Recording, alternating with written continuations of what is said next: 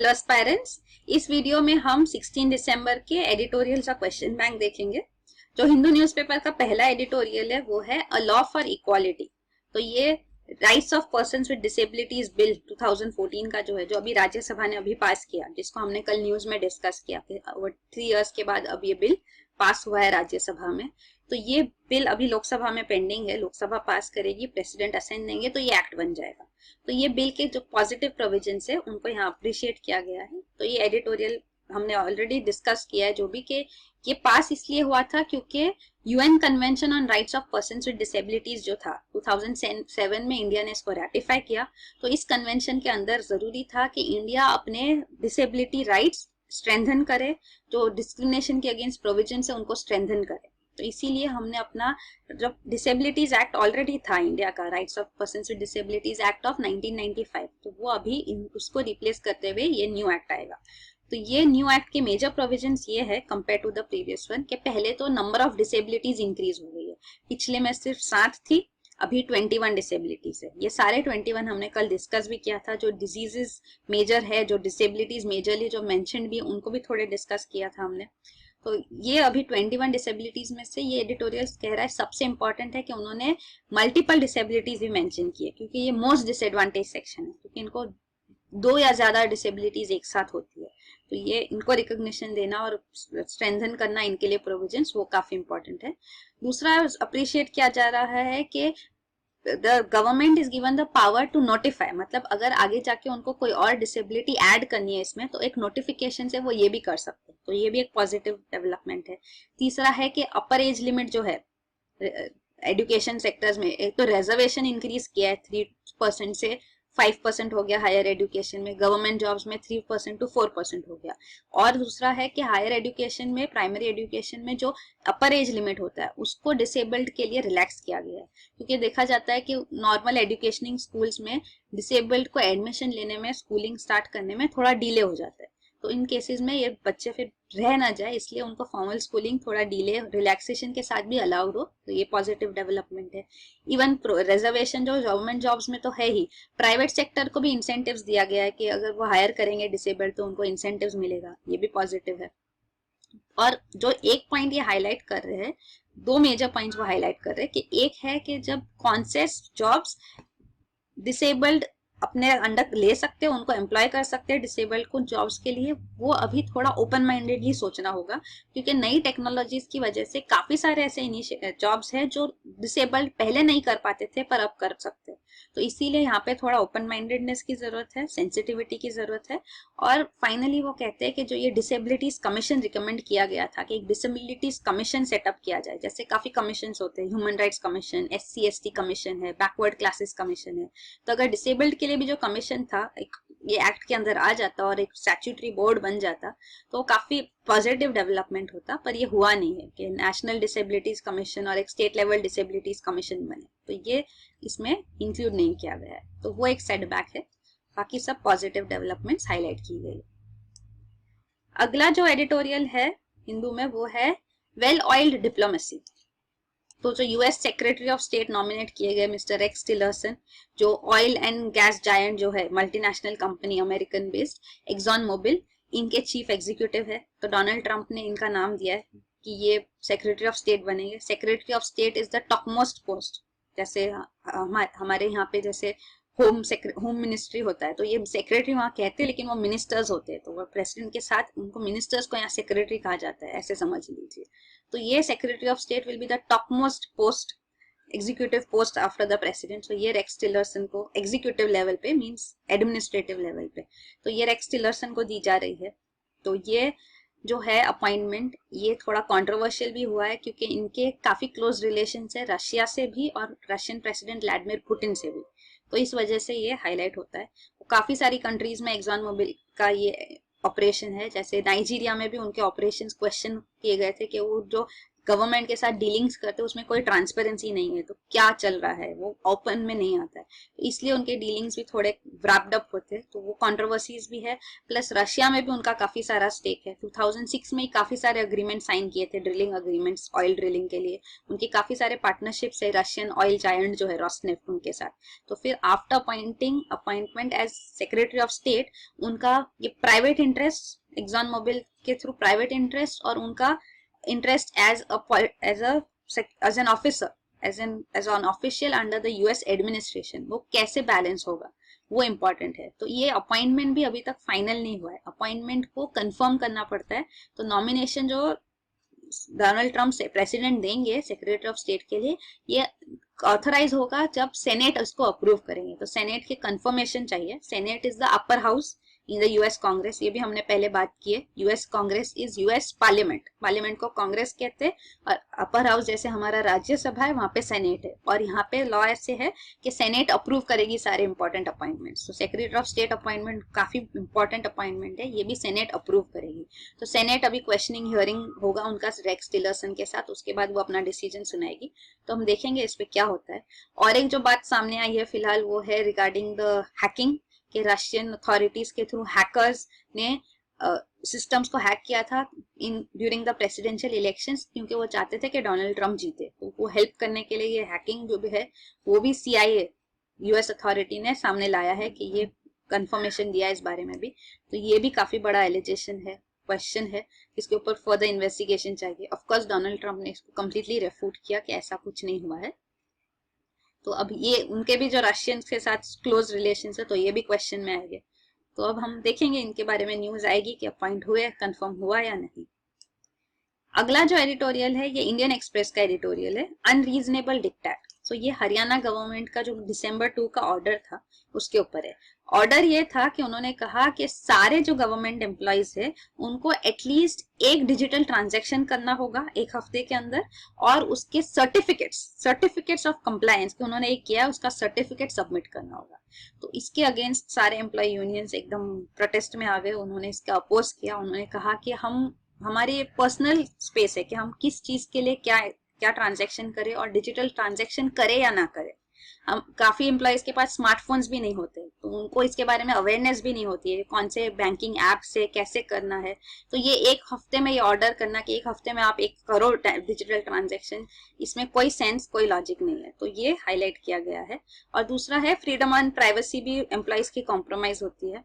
और of course another aspect is the threat involve, digital transaction में जो थ्रेट इन्वॉल्व है तो वो उसका कैसे ध्यान रखा जाएगा। जब इनको इतना नॉलेज ही नहीं है, जब सब एम्प्लॉयज को नहीं है, तो वो कैसे ये इनिशिएटिव लेंगे। तो उन्होंने कहा है कि ये तरीका नहीं है, एडिटोरियल कहते हैं कि ये तरीका नहीं है कैशलेस इकोनॉमी लाना। तो कैशलेस इकोनॉमी सेंटर काफी पुश कर रही है, और सेंटर ने इनिशिएटिव सही लिए, वो अट्रैक्ट कर रहे लोगों को कि वो डिजिटल ट्रांजेक्शंस करे।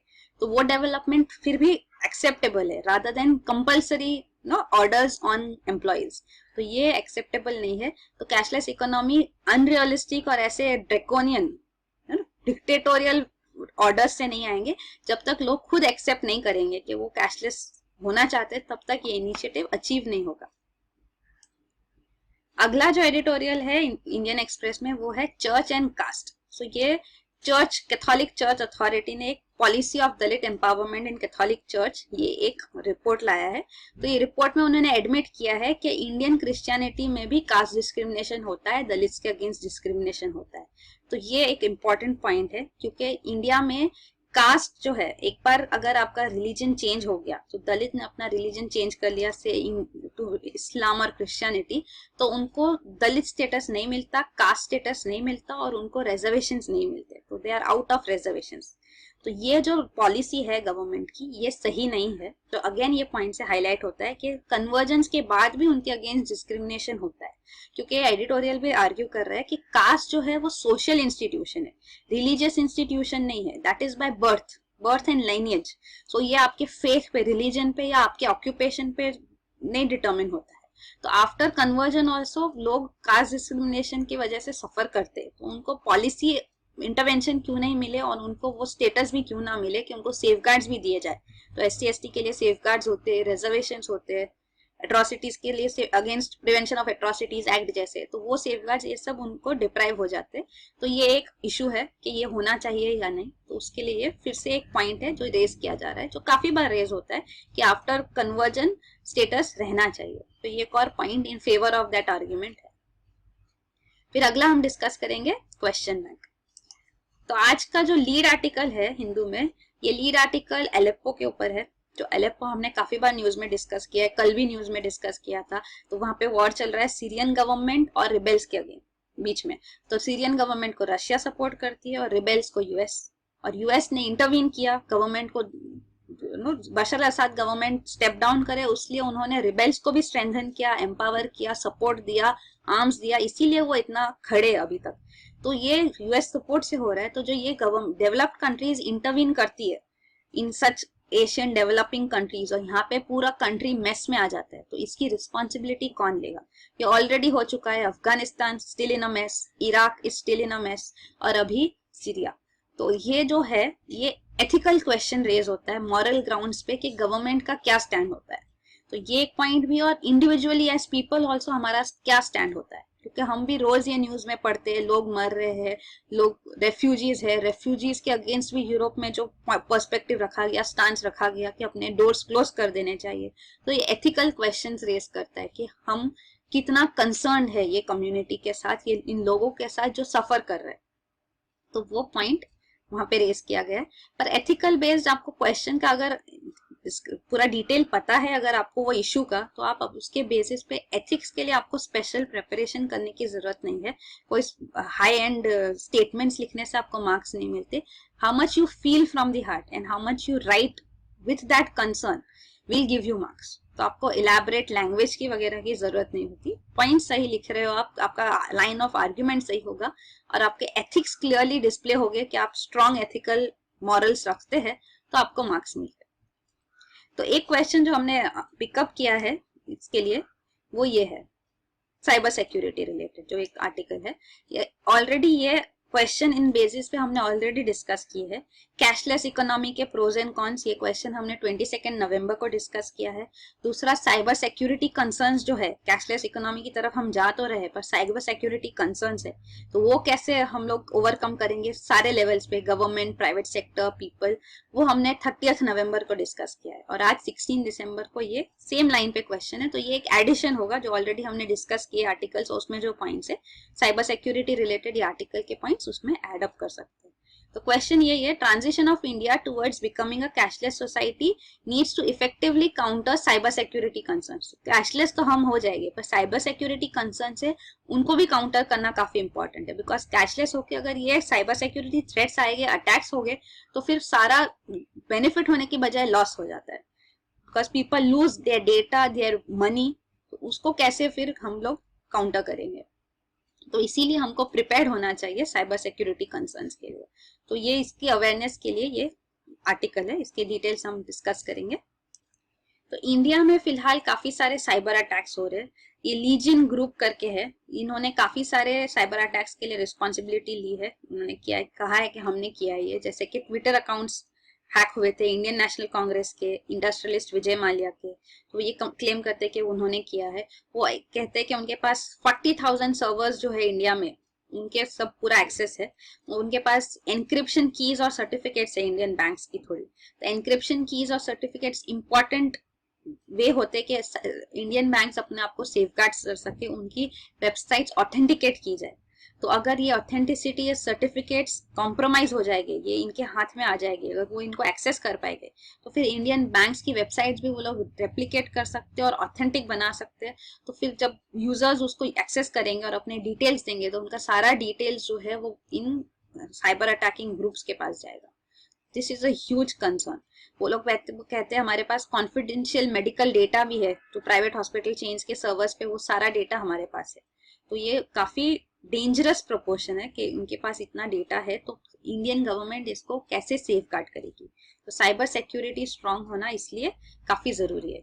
ये इंटरनेशनल भी हम काफी केसेस सुन रहे हैं, जैसे हमने सुना अबाउट यूएस प्रेसिडेंशियल इलेक्शंस के बारे में भी कि रशियन गवर्नमेंट ने हैक किया ताकि डोनाल्ड ट्रंप जीते। तो अगर ये ऐसे हो रहे हैं, इवन यूएस और इजराइल का भी एक हैक, फेमस हैक था सॉफ्टनेट, स्टक्सनेट, तो ये स्टक्सनेट जो था ये एक साइबर वर्म बनाया गया था और ये एक्सेस करने के लिए ईरान के न्यूक्लियर सेंट्रीफ्यूजेस, तो जब ईरान न्यूक्लियर बॉम्ब्स बनाने के लिए इनिशिएटिव्स ले रहा था, ये ईरान न्यूक्लियर डील पास होने के पहले की बात है, तो तब ये स्टक्सनेट ने उसको अटैक किया था ताकि ये पूरा system, nuclear system shut down किया जा सके। तो ये काफी डेंजरस था और ये उन्होंने किया यूजिंग जीरो डे एक्सप्लॉइट। तो ये जीरो डे एक्सप्लॉइट क्या होता है? जीरो डे थ्रेट या एक्सप्लॉइट मतलब कि जो डेवलपर एक सॉफ्टवेयर बनाता है और वो इम्प्लीमेंट किया जाता है, उसमें लूप होल है। ये लूप होल ये साइबर हैकर्स फाइंड आउट करते और उसको यूज करते ताकि वो इस सिस्टम को यूज कर सके। तो ये लूप होल जो होता है, ये डेवलपर्स इसके बारे में पता ही नहीं होता उनको कि कोई लूप होल है। तो जब उनको पता चलता है उसके बाद वो लोग इसको रेक्टिफाई करने के लिए वर्क करेंगे। तो जिस दिन उनको पता चला वो 0th डे है, तो उससे पहले ही अटैक हो जाता है, उसको बोलते हैं जीरो डे थ्रेट्स, कि वो उस दिन या उससे पहले अटैक हो गया। एक्चुअली जब अटैक होता है तब उनको पता चलता है, तो इसीलिए वो 0 डे है कि तब डेवलपर्स की आंख खुली है ऐसे। तो इसको zero day attack, zero day threats कहते। तो ये स्टक्सनेट ने यूज किया था और काफी सारे डिजिटल सर्टिफिकेट्स थे, उनको फॉल्सिफाई करके उन्होंने वो सिस्टम को रन किया था विंडोज सिस्टम्स पे और उन्होंने काफी ये एक्सेस कर लिया था। तो ये काफी डेंजरस होता है। ये लीजन जो कहती है इनके पास एनक्रिप्शन कीज और सर्टिफिकेट्स है, तो एक इंपॉर्टेंट सर्टिफिकेट होता है SSL certificate, secure socket layer certificate, जो ये इंडियन बैंक्स अपनी वेबसाइट इससे ऑथेंटिकेट करते हैं। तो ये आपने देखा भी होगा, ये ग्रीन लाइन जो होती है ये SSL की होती है। तो ये SSL वैलिडेशन होता है। ये येलो पैडलॉक जो होता है, ये अगर एक्टिवेटेड है मतलब आपका कनेक्शन सिक्योर है, आप राइट ब्राउजर पे। तो अगर यही कॉम्प्रोमाइज हो जाएगा then how will the people safeguard themselves? फिर वो अपने इंफॉर्मेशन सही वेबसाइट पे डाल रहे या नहीं, उनको कैसे पता चलेगा? तो ये लीजियन ग्रुप जो क्लेम्स कर रहे हैं वो काफी डेंजरस है। तो अगर ये सच है तो फिर इंडियन गवर्नमेंट का साइबर सिक्योरिटी इंफ्रास्ट्रक्चर कितना स्ट्रांग है, वो क्वेश्चन है फिर। बिकॉज वो लीजन ग्रुप ने ये भी क्लेम किया है कि उनका नेक्स्ट अटैक गवर्नमेंट के मेल सर्वर्स है, इंडियन गवर्नमेंट के मेल सर्वर्स। कैसे होगा ये? तो ये साइबर सिक्योरिटी इंडिया का स्ट्रेंथन करने के लिए हमको जागना काफी जरूरी है। इवन जो नेशनल इंफॉर्मेटिक्स सेंटर है, जहाँ पे गवर्नमेंट के मेल सर्वर्स होस्ट किए गए हैं, यहाँ पे रखे गए हैं, वो यहाँ से फंक्शन करते, इनके ऊपर भी काफी बार अटैक्स हो चुका है। और इन्होंने 2 फैक्टर ऑथेंटिकेशन रिसेंटली स्टार्ट किया। 2 फैक्टर ऑथेंटिकेशन मतलब 2 लेयर्स से आइडेंटिफिकेशन होगा। तो ये आइडेंटिफिकेशन भी 2 लेयर्स इज एनहांस सिक्योरिटी, तो ये भी पहले नहीं था, अब किया गया है। तो इसीलिए जरूरी है कि साइबर सिक्योरिटी काफी स्ट्रेंथन की जाए। ये इंफ्रास्ट्रक्चर काफी इंपॉर्टेंट है। 2014 में गवर्नमेंट ने नेशनल साइबर सिक्योरिटी कोऑर्डिनेटर भी अपॉइंट किया, तो ये भी एक पॉजिटिव डेवलपमेंट है। बट स्टेट लेवल पे भी ये जरूरी है कि कोऑर्डिनेशन हो, साइबर सिक्योरिटी रिलेटेड इन्फॉर्मेशन सामने आए, क्योंकि जब तक इन्फॉर्मेशन सामने नहीं आएगी, सारे अटैक्स इंसिडेंट्स जो हो रहे वो जब तक रिपोर्ट नहीं होंगे, वो पूरा इंफ्रास्ट्रक्चर भी प्लेसमेंट नहीं है, तो जब तक रिपोर्ट नहीं होगा तब तक बात आगे कैसे जाएगी, गवर्नमेंट एक्ट कैसे करेगी, पूरा डेटा कोलेक्ट कैसे होगा? तो इसीलिए काफी सारे अवेयरनेस की वर्किंग की जरूरत है इस मैटर में। दूसरा एक अथॉरिटी है computer emergency response team India. तो CERT इंडिया जो है वो भी काफी अंडरस्टाफ्ड है, उनके पास स्टाफ ही नहीं है कि वो इफेक्टिवली फंक्शन कर सके। तो इसीलिए private sector, public sector, people को सबको साथ में आना है, वर्क करना है और सारे ऐसे डेटा ब्रीचेस रिपोर्ट करने हैं ताकि इफेक्टिवली काउंटर मेजर्स लिए जाए और काफी सारा ऑथेंटिकेशन भी करना है। जैसे हमने पहले भी डिस्कस किया, एथिकल हैकर्स होते हैं। तो एथिकल हैकर्स जो सॉफ्टवेयर है उसके अंदर क्या लूप होल्स है वो पहले ही बता देते हैं। तो वो गवर्नमेंट ही उनको अपॉइंट करते हैं या इंस्टीट्यूशन, कंपनीज उनको अपॉइंट करती है कि आप हैक करके देखो और हमको बताओ क्या लूप होल है। तो अगर लूप होल पता होगा तो उसके लिए हम वर्क कर सकते, कंपनीज के वर्क कर सकती है, उसको रेक्टिफाई कर सकती है ताकि एक्चुअल अटैक्स ना हो। तो those are called ethical hackers. तो ये सारा इनिशिएटिव लेना और इनके साथ वर्क करके अपना साइबर सिक्योरिटी स्ट्रेंथन करना काफी जरूरी है। This is the first step before we go to cashless economy. तो ये है, तो यही है आज के लिए। यहाँ पे ये दिया गया स्टक्सनेट ने भी कैसे ब्रीच किया था, इनका सर्टिफिकेट्स वो डिटेल दिया गया है। तो यही है, आप बाकी 2 क्वेश्चंस भी देखो 22 नवंबर एंड 30 नवंबर को, और ये एड अप करके आप अच्छा आंसर लिख सकते हैं। Thank you so much.